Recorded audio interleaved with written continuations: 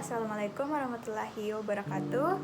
Selamat siang, pagi, sore, dan malam untuk semua yang menonton. Perkenalkan, nama saya Maulidia Aprilia Syahrir, kelas E, Fakultas Psikologi, Program Studi Psikologi Universitas Negeri Makassar dengan NIM 240701502034. Jadi kali ini saya akan menjelaskan tentang perkembangan remaja saya berdasarkan materi konformitas. Jadi menurut Santrok, bahwa konformitas ini adalah sebuah sikap ataupun tingkah laku yang diambil dari kelompok ataupun komunitas karena adanya tekanan yang nyata atau yang dibayangkan oleh individu tersebut.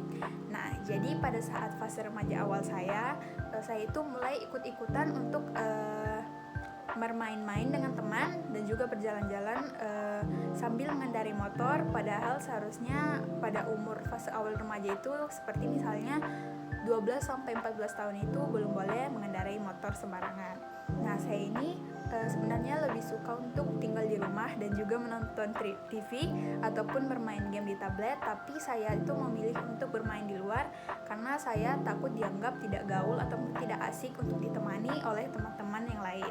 Nah, tapi setelah karena kejadian itu terus berulang, akhirnya saya ini berbincang dengan orang tua saya dan akhirnya tidak lagi ikut-ikutan bermain kecuali saat di sekolah. Lalu pada saat fase remaja tengah, saya itu mulai berani ikut-ikut untuk bolos pada mata pelajaran terakhir di sekolah dengan menggunakan alasan bahwa saya ini ada latihan ekstrakurikuler, padahal sebenarnya tidak ada latihan. Nah, itu saya lakukan karena teman-teman dekat saya ini juga melakukan bolos.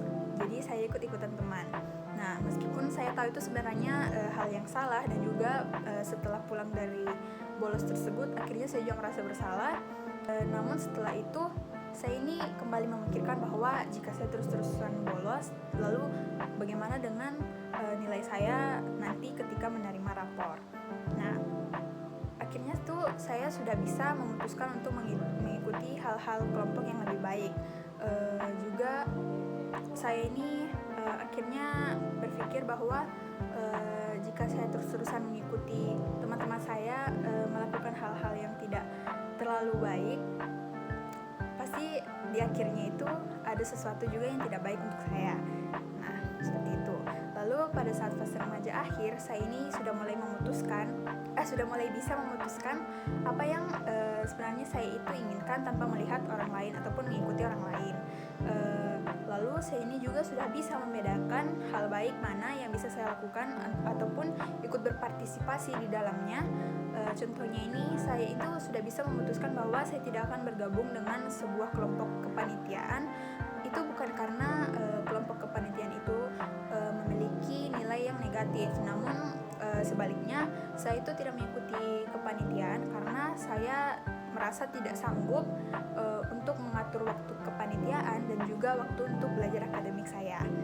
Nah, teman-teman, mungkin itu saja yang bisa saya jelaskan tentang perkembangan remaja saya menurut materi konformitas. Kurang lebihnya mohon dimaafkan. Assalamualaikum warahmatullahi wabarakatuh. Terima kasih banyak semuanya.